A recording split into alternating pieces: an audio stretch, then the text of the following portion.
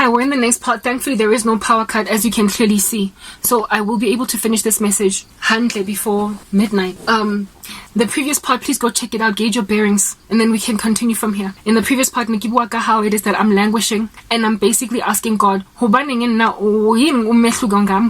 have you allowed me to live such an ostracized life as a Christian in a country that typically does not persecute Christians? There was a time when I was so upset at South Africa that I couldn't understand why they were not on uppermost in the list of top 10 or top 5 most persecuting countries in the world. When the Voice of the Martyrs releases the statistics as to what is the worst country to live in Africa, number 1 is in Nigeria. Across the world at large, it is, I believe, Afghanistan. Followed Afghanistan, it overtook, I believe, North Korea because of that thing that pulling out by Joe Biden. It just made things worse. And I was like, if Nigeria is worse than South Africa, why is it that there are Nigerian Christians on the internet able to continue anyway proliferating the gospel despite being persecuted in their land? What is wrong with me? I feel like South Africa needs to be in the top 10 lists of countries to look out for as a Christian, because Baravas are true believers. But upon finding true believers on the internet that belong to this nation, I then have been made to wonder what's wrong with me in particular. Except, like I said, whenever in any environment, Jezebel, whenever there is a wicked woman, puppet on a stringing, running an entire people along, leading them in the way of Baal worship, even the most poignant, prolific, miraculous, fire displaying, fire from heaven bringing down prophet in the land, will ask God to kill him. We'll sing Moshe's Kati after the miracle on Mount Carmel, after closing the sky of rain for a couple of days, a couple of years, after all those things that Elijah did. He second guessed the power of his calling, the poignancy of it, what he was supposed to do. The dude didn't even die. The dude sought to find death in that God would strike him down because he's sick and tired of hurting, and yet he didn't even die. Elijah was raptured. River Jordan, he was taken like Enoch. And yet this dude that didn't even get to taste death wanted it desperately because of some female who is wicked beyond recovery. That is what an immoral woman can do to a man. Jeremiah was a weeping prophet, but never did he seek God to kill him. Elijah is unique in that regard because of Jezebel. Isaiah was a man of unclean lips living among a people of unclean lips. And yet the one prophet that dealt with a bad woman, despite displaying miracles, they render men useless. Useless, do you understand? And they cause a worshipping nation, a nation that is convicted of miracles and signs like the one on Mount Carmel. The people of God were convicted. But then Jezebel, like after Elijah displayed to the people of God that if God be God, serve God. If Baal be God, serve God, Baal. And then he showed that God is God with that burning of that sacrifice. God's people in Israel that were busy, confused, tossing and turned by every wind of doctrine, they believed. They were like, oh my goodness, we need to go back to our God. But then, fear-mongering. You can convince a person of a message. Prolific evangelist, you that girl, you that guy, waricha. Do you understand? If you continue to worship the God that evangelist evangelized about, then you will end up worshiping the same awful gods that you were admonished away from, purely because purely because you are fretful of the judgment of a wicked regime in a land that is intimidating you, saying, if you dare serve God, even though Baal has been disproved as God. So what did Jezebel do? Intimidate the people of God, and of course Elijah. She was like, may the gods deal with me ever so severely if by this time tomorrow Elijah is not dead. When after you perform a miracle to prove God, and then next thing the guy who proved God is on a hit list, Babele, a bounty on his head, then those people that believed will be scared to worship as they ought. Jezebel tarries an entire nation away from God using fear tactics, witchcraft, a hard life, scare tactics. Who in the world wants to live bophelo baka? Who?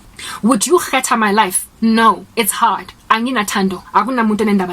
Everybody has rejected me. They have disregarded everything I am because of the influence of wicked women. Men have literally looked at me like I'm not worth their while to marry. I have been looked at by men like there's something wrong with me because Jezebel and my family treat me like I ain't Jack. I've literally been made a little bit of a Cinderella, and I can't stand it because I don't like the prospect or the concept of it. Because I'm a tenbegi lama daughter here in this country, so who in the world allows themselves to get taken by a Prince Charming when Prince Charming is a havoc in nature because he's not strong enough, rooted in Christ? I want as Blomel. He needs to be guided still in God damn me, pacifier. So you don't like a banda that are that weak spiritually. You can't let yourself get taken as a fervent, anointed daughter of God. You can't allow yourself as a woman to be so powerful for Christ and not have a man that is also similarly powerful, because then there's going to be a difficulty to submit. It's going to be hard to honor this man. The last relationship I came out of, the one where I was engaged, the dude from the US, his doctrine was so weak. He believed that black people were the real Israelites, the Hebrews, one of those black Israelite religion people. When he said that, I was like, Batung, why do I keep meeting guys who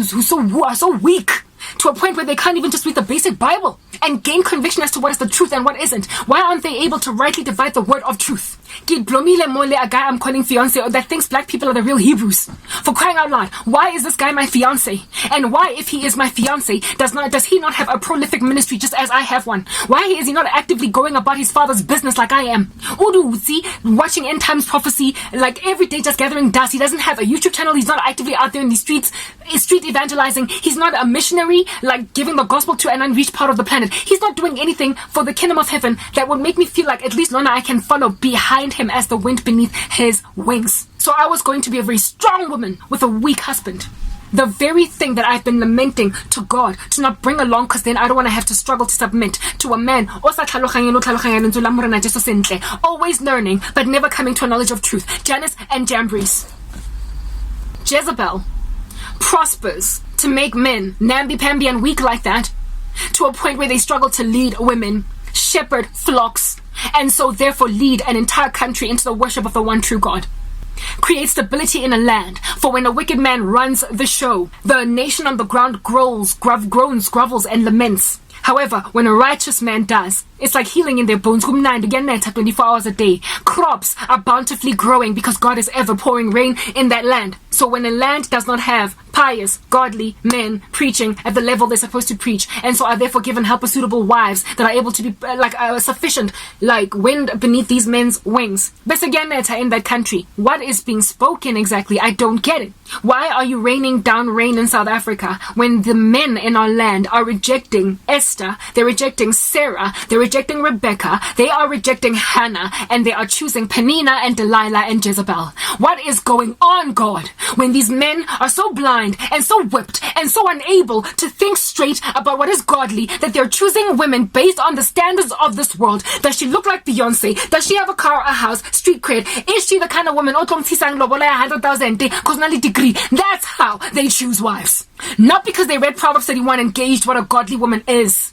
Not because they try to figure it out reading Titus and 1st and 2nd Peter. They are not trying to read the Proverbs as to what makes for a godly woman or what makes for an unworthy one. They are looking at worldly standards to choose wives, and they wonder why the country is in shambles. Yet it is raining. Why is it raining in this land? If Jezebel is running the show and God closed the sky through Elijah, why is God not closing the clouds? Some of South Africa, why are they not clouds without rain? Since it has got false prophets like the ones written off in Jude that indeed in and of themselves are like clouds without rain. Why is South Africa blessed with rain? I don't get it. Because they have abandoned me to suffocate alone in obscurity, squalor, while Jezebel runs the show.